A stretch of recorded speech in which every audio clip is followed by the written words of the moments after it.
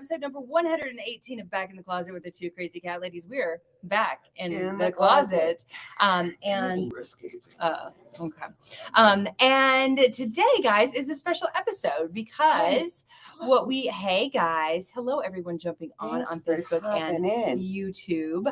Kayla and Madison for jumping in to the closet with us.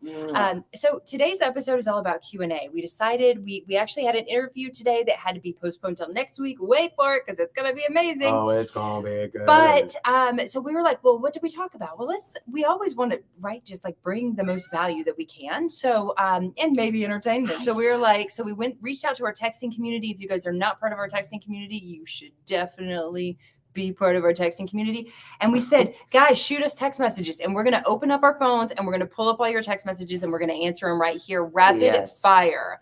I first want to answer Tina's question here. Drop in the comments. What is the secret to your beauty? Obviously, it is you day drinking.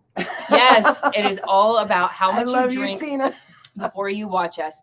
It works. It works every time. What is it? What do they call it? Something beer goggles or something? Beer goggles. Beer goggles. Yes. Is that what it's it called? has everything to do with your beer goggles. Okay. So let's go ahead and start jumping into your questions, guys, because there's a lot. There's a lot that came in. From the top or the bottom? From the bottom. Yeah. Denise is the first one. Denise D up in the house. Denise said, if you got another pet, not a cat, what would it be? I think we both know it would be a dog. It would be a dog. Yes. It would be a dog. I mean, honestly, what probably would happen is whatever pet came to us. Yeah. I mean, we once were pretty sure that we were about to adopt a mourning dove that seemed injured in our backyard. That would have been, difficult with the kitties. We did adopt that one bird. We did have a little super trooper. Yeah, Mr. Trooper was his name. And we woke up every hour, swapped off to feed him. He didn't make it very long. Yeah, to answer the question, I have to say there's a part of both of us that are if we were choosing wondering and it wasn't a cat, we would get a dog. Denise is here and she said, hey, what? Not a goat? Not here. We would have to probably move out of Las Vegas to Ashley. Not in this household. Okay. Yeah. Jenny said, my cat doesn't like wet food. Any suggestions for brand or homemade that is hard for a senior kitty to resist? Great question. Kitties can be so picky, can't they? Yes. So as far as brands, you really have to go based on what your cat will eat, right? Any wet food is going to be better than a dry food, even the highest quality dry food. So you want to pick something that your cat is attracted to, right? Sometimes one of the best tricks that Adrienne, I don't even know where you learned this, but one of the best tricks that we've heard, if your cat's addicted to dry food and you want them to start eating wet food, first of all, you have to pick up that all day buffet, right? If it's available to them, they're not going to associate something else that you're giving them as food. So we have to feed them on a scheduled basis. But Jenny, if your cat is refusing food, even after they've gone through a fasting period overnight and you're giving them some wet food, try taking some of that kibble and crushing it up in a Ziploc bag, right? Just whack it up or put it in a coffee grinder, but sprinkle it over that wet food. And that smell that your cat is addicted to is going to associate that as food. And then sure, it's going to be a different texture and maybe it takes some time. For some cats, especially older cats, it can take even months, but patience and perseverance pays. So we have to just slowly over time offer them better food and add in. We have to be tricky as cat parents, just like if we had human kids, right? How many tricks do you see, commercials do you see of this tastes scrumptious to your kids and it's full of vegetables, right? So it's oh wow, I could trick my kids into eating healthier food, into getting some healthy nutrients into the body. Same goes with our cats. It's true, but I want to give one shout out to an incredibly delectable dish that we got from a beautiful formulator, Emma Rutherford. It is in our YouTube playlist for DIY pet foods, cat foods, and it is called Ralph's Plat du Jour, and it was a big hit in our house. If you want to try the DIY, go check it out. Yes, absolutely. Holly said, my kitty, whoa, hey, Holly. This is a long one. Okay, my kitty turns a year old in early June. She's a tabby. She's already weighs 12 to 13 pounds. Holy moly. She doesn't look fat. Okay, maybe her belly, but I feel like that's too much. She eats 4 ounces of raw food from Darwin's a day. Great. Split it up 7 a.m., 7 p.m. And I give her about 10 raw nuggets from Vital Essentials around noon. But every night around 10:30 or 11 or why can't 9:30 or 10. Thank you. She's literally begging for more food. So I've been giving her some more Vital Essentials so she doesn't bug us in the middle of the night. I actually play fetch with her and throw them so she has to run and get each one. Only about 5 or 10. I play with her throughout the day, so I think she gets decent exercise. That. She has her 1-year checkup at the vet on Saturday, and I'm worried I'm going to get in trouble that she's too fat. You can't get in trouble, right? No. You don't get in trouble. There's no spankings with our vets. Unless you got a thoughts weird on vet. what I'm feeding her. Full disclosure, I was free feeding her kibble up until maybe 6 months old with canned wet twice a day before I knew any better. Okay, no, you know what? I think you're on the right path. Every cat is different, right? Some, just like people, some people need to be like their healthy weight is at 120, while as somebody else, their Why healthy are you pointing weight. at me? My healthy weight isn't at 165. 120. No, but their healthy weight may be at 185. A male cat or a male may need usually run higher in weight than female cats. So it's really it really depends on the kitty. I would wait before you get worried about it. I would ask your vet. If she's going to the vet on Saturday, I would say, what is the healthy weight, and is this the healthy weight, or do I need to do something else? Counting calories, what you're feeding is fantastic. Counting calories is something that that we have to do. Sometimes, even if we are feeding a good species appropriate diet, we still have to do that calorie counting to make sure that she's getting the amount that she needs for that healthy weight, right? We have a link on our website or blog on our website that gives you the breakdown of how to count the calories, and you can text us again and we'll shoot you that link. But yes, I think you're doing all the right things. Yeah, Holly, I want a little piggyback on top of that, if I may. So our Pooh Bear, for example, a big orange tabby, he came to us at 26 pounds. We've got him down to 20 pounds. We're still working on that calorie counting thing, hard in a multiple cat household. But his ideal weight is actually 17 pounds. You've got a young girl, and she's still acting hungry. So it's very possible you're dealing with a kitty that is big boned, as I was called growing up. So don't give into guilt feelings. It's one of those, exactly like we were talking about on the Think About It Thursday. Once we know better, we can do better. You are doing everything so good right now. So wait and just see. Ask your vet. Simple question. What's my cat's ideal weight? And she's still kind of growing. So yes. Yeah. People get a little boop from us. Yes. Okay. Next up. Elizabeth said, have an 8-week-old syringe baby. She will not eat or drink anything that won't fit through a 1 milliliter syringe. Not much fits. Goat milk, goat's milk, baby food, supplements, ground up, Nutricol, etc. Loves to eat. Have tried everything to get her to eat out of a bowl, cup, spoon. She refuses and yells at me for the syringe. She has had another group of kittens around her, and they're almost weaned. It's been has been to the vet. Nothing medically wrong. Any ideas? Okay. Your 3rd year fostering. First of all, God bless you, Elizabeth, for being such a beautiful human. Yes, bless you. So this is fun. This is kind of a fun one, right? Like, we're basically bottle feeding a cat and then trying to get them off of the bottle and onto an actual food. I'll tell you that for us, one of the things that we did is we took some KMR, like the kitten milk replacement, and we warmed it up and we poured that on top of their wet food. So when they were hungry, we would offer them that with the milk on top. So then they would be like, oh, this is food. Okay, let me try this.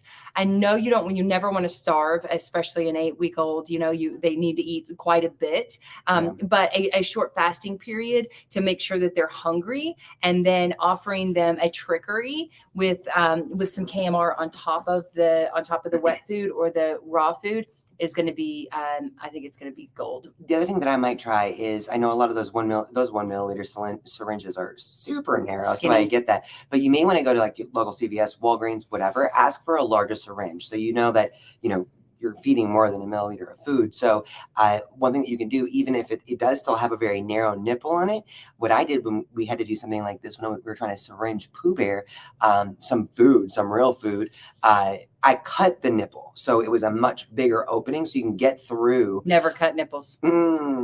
Might want to try it. So that you get through some more sustenance, right? And then something that you might want to try is, as you're doing the syringe, have a bowl there so that it's, as you're squeezing it out, they're having to get down into the bowl, and maybe that'll I help like transition. that. I like that. Do you She's like very that? good with babies. I love the Yes. babies.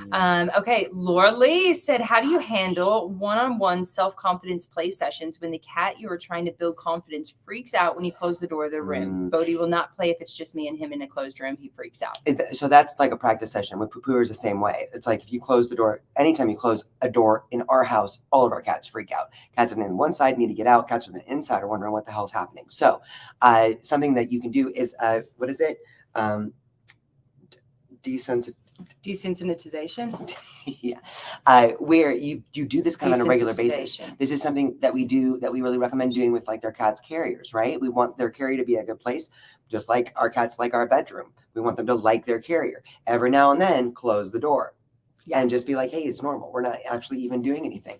And let everyone just be like, oh, that was interesting, right? Well, and you can also, honestly, like every cat is different, right? If Bodhi is like freaking out that you're closing the door, but he will play if you just kind of somehow keep the other cats out or take him somewhere where the other cats are not to play with them, then we have to go based on their own personalities. So sometimes, if you can take them outside and play with them and get that, that prey sequence in full effect with the wand toy or outside, maybe a lizard or a mouse or something, then we can do it other ways. But it's the act of going through that prey sequence that really builds the confidence. Taking them in a room and giving them your undivided attention is how we've done it.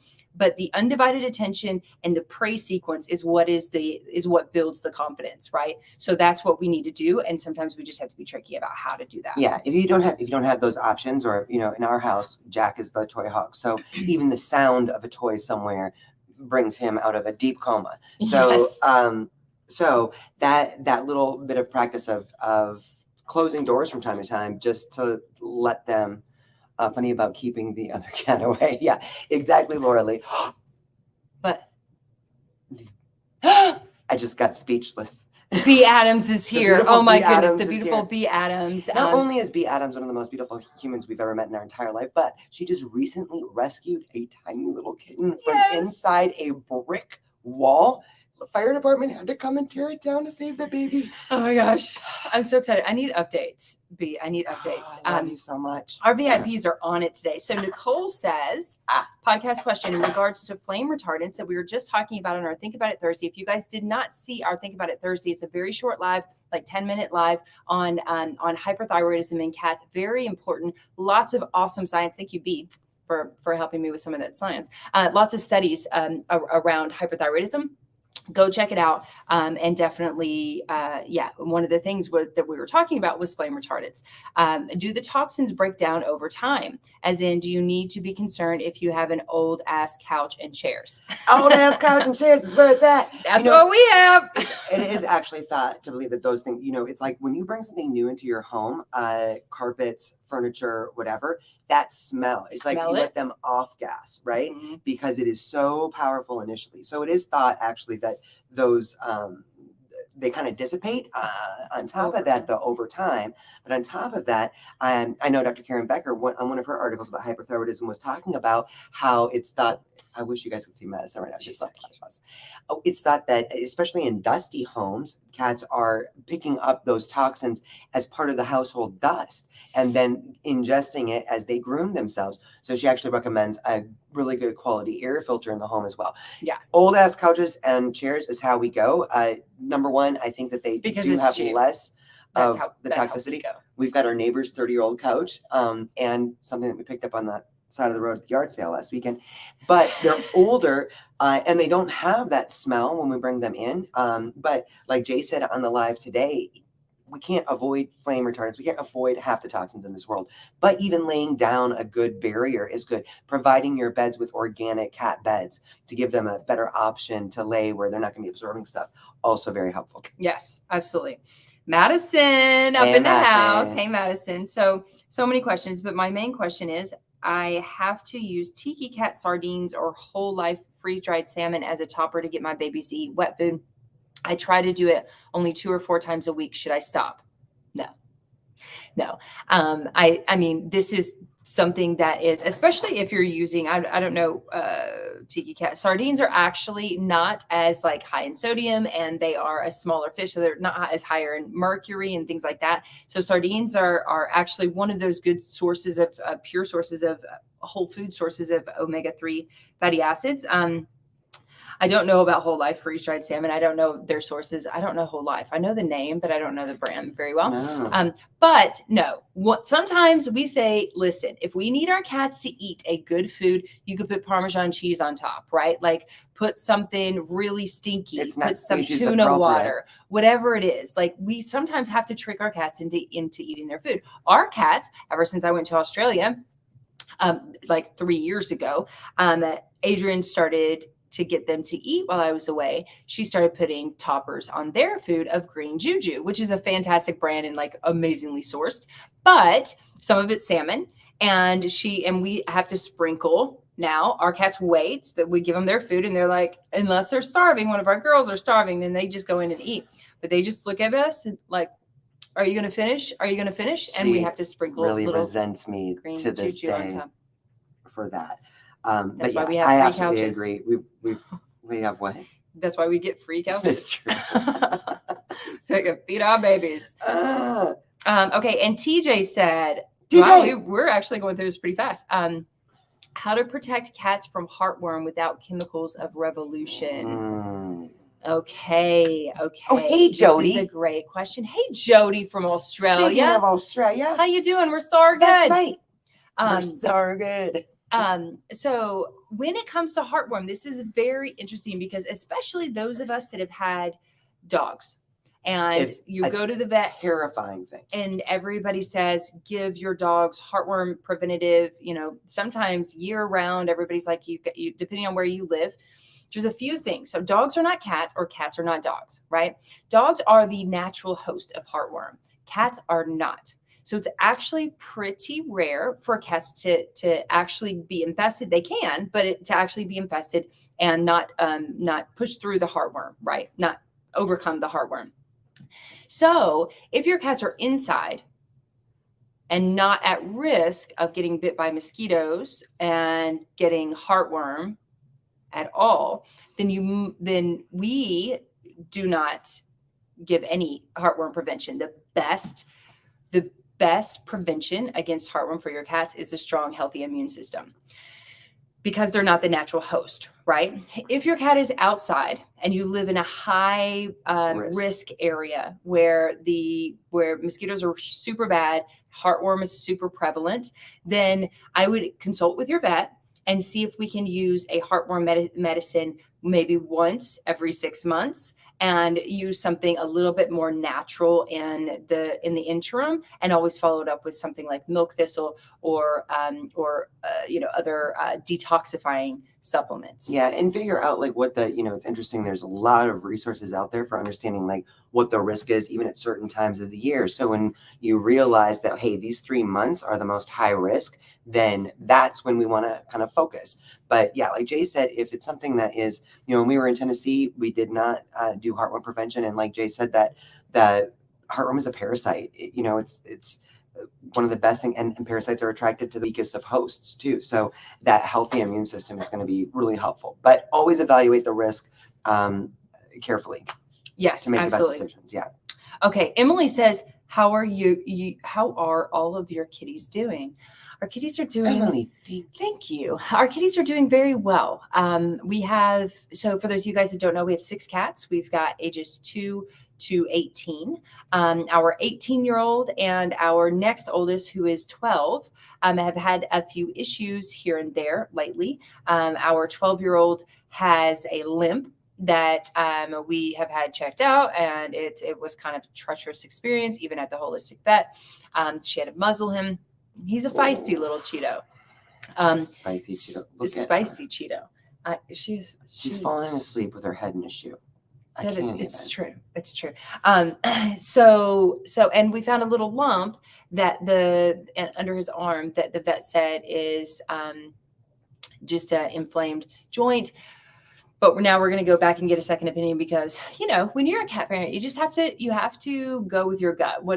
Even if it's like the best veterinarian that we have in Vegas thus far, it's like, not sure that diagnosis is correct. So how about we go get a second opinion? Yeah. And so we're going to do that. We're also working with Pam with Perfectly Holistic, PURRR, feckleyholistic.com. And he's actually doing a lot better on a homeopathic remedy that she tested him, and it resonates really well with him. And we started like 2 days ago. Yeah. And he's coming out. He's coming out. He's going up and down the stairs. The limp is starting to get a little bit better. So so that's super promising. Yeah. A great reminder that there's so many beautiful resources out there, Pam herself being one of them, that it's not just a one and done. And when we go to our vet, I know it was a discouraging visit for us because we felt like there wasn't a thorough examination, and it was tough because She you was take scared the 45-minute drive and the vet was scared, and anyway, there's always more resources that can help us. But Twist is the other one that's kind of going through a little bit right now. He has got some slowing down a little bit, lower back issues, right? That we're giving him a bunch of new supplements. We're actually getting a new one today that to add to it after speaking with Dr. Katie Woodley, the natural pet doctor, this morning after our roundtable live. We we don't know exactly what it is, right? But the other vet that we took him to did cold laser therapy. And after his first session, we saw him jumping places that he has not jumped in years. So we know that the cold laser therapy is working with him. So on top of this other supplement called PEA that we're going to be adding into his diet, we also purchased light therapy. So we purchased which is coming today, we're very excited about it. And it's made by, according to Gospel, equine therapy, but it's for horses, Cats, dogs, and cats. And so we get the small one. Probably Jay too. And it'll probably help me too. But we're going to start doing some light therapy on his back end because he's the most stoic dude. I mean, he's 18 years old. He still runs up and down the stairs. You wouldn't know if we didn't catch him from time to time, just like losing his back legs, like his back end. If we didn't catch it, then we wouldn't know. And that's another reason why we have to pay so close attention to our cats. And just as far as the other cats go, the girls, Madison and Friday, are both great, sometimes feisty with each other, which is a new development, which is kind of cute. It's like they're trying to be head queen. And then Jack and Zorro, our other two boys, are really just perfect. Jack's the crazy one. Zorro's the perfect one. We have such beautiful babies. We really do. Thank you for asking, Emily. Yes, and thank you for asking. Pam says she's still pretty down about her whole business or lack of business. Pam. I just need more hugs. Pam, we're giving you hugs right now. Pam Webster is a new entrepreneur. And I can just tell you, crocheting cat behaviorist. Yes, and I can just tell you that it's a long road, and you will be discouraged. And when you really look at the studies, the only ones the ones that make it are the ones that don't give up.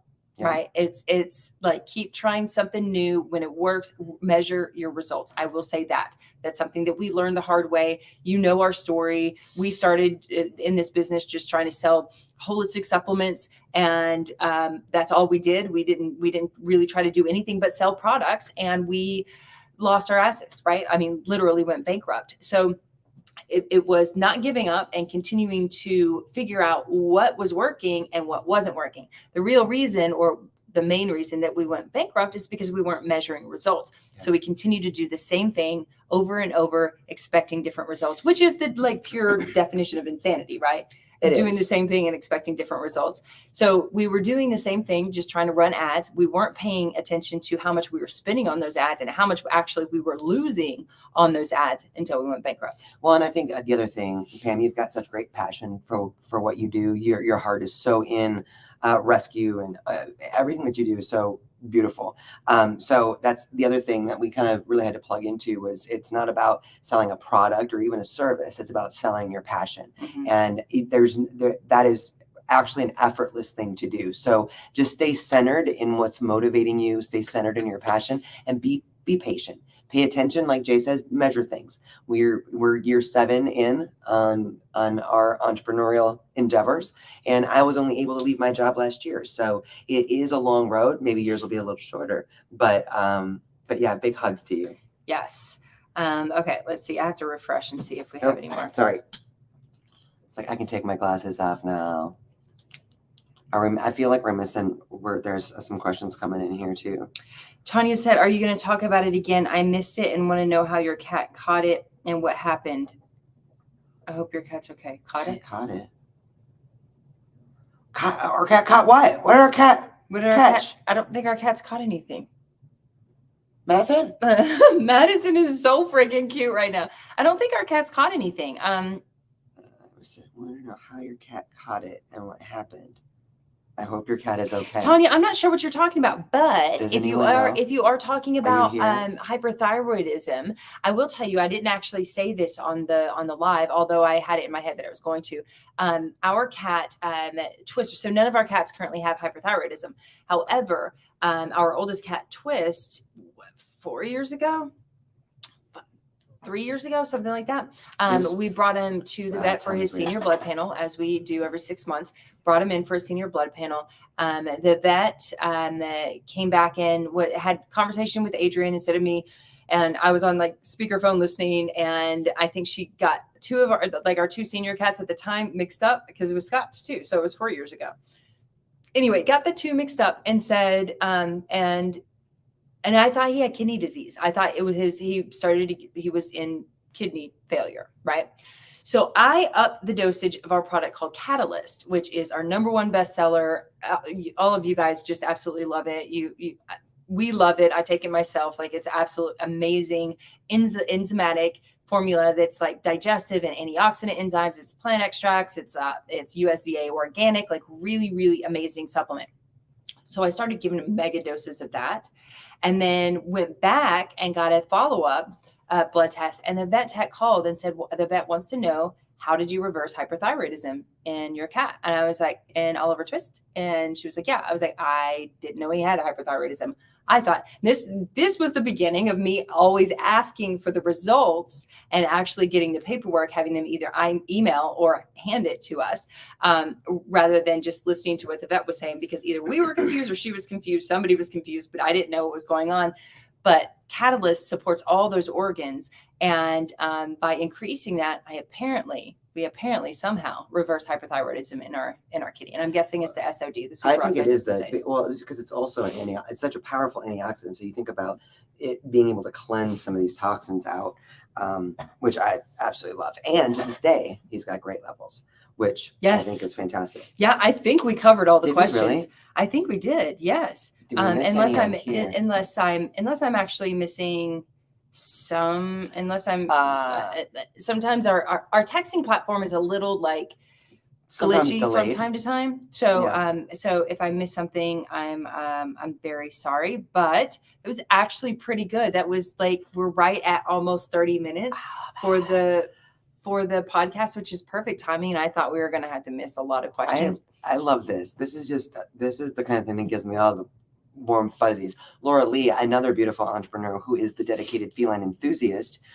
just said, hey, Pam, the crocheting cat behaviors. Cat behaviors on my list of upcoming articles. We can chat and I'll put you in one of the articles. I love that. I love that so much. Yes. Oh, and yeah, that's actually a great thing. Like, you are, Pam, you are in the world of like some of the most amazing, you're in the cat community. And there's so many, there's so much networking that you can do with others, highlighting other people gets, really there's so much that you can do. So we can absolutely talk. And VIP and Pam Webster's a VIP. VIP live, no, not live. Zoom is tomorrow night. Rumor has it I'm going to have some rosé. Oh God. I've had two bottles in my fridge, just staring at me. But you have to know, some of you old schools, all of our VIPs know. Remember the days when Jay would drink wine. She would do what is called getting to half mast pretty quickly. Wine does something, hits her different, and then she just kind of slide off her chair. It's true. Unalive. So it's just going to be on Zoom. So we're just going to do that. Saving it for tomorrow night because we'll be safe tomorrow night. So thank you guys so much for joining us for this episode of Back in the Closet with the Two Crazy Cat Ladies, episode number 118. We hope you guys are having a fantastic day. Do join us next week, guys. We are going to be interviewing Dr. Judy Morgan, none other than Dr. Judy Morgan, and we're going to be talking about longevity in cats. It is going to be absolutely amazing. And I can't wait. Really Every excited. time that woman speaks, I learn something new. I know. Every time Me too. she speaks. Yes. I'm so excited. Laura Lee said, I have much to share tomorrow. There might be some tears. Heads up. Oh my, okay. Laura Lee. Maybe I can't have rosé then, because I might tear up myself. We love you guys. Happy Thursday. Enjoy a beautiful day. We'll see you guys soon. Bye, guys.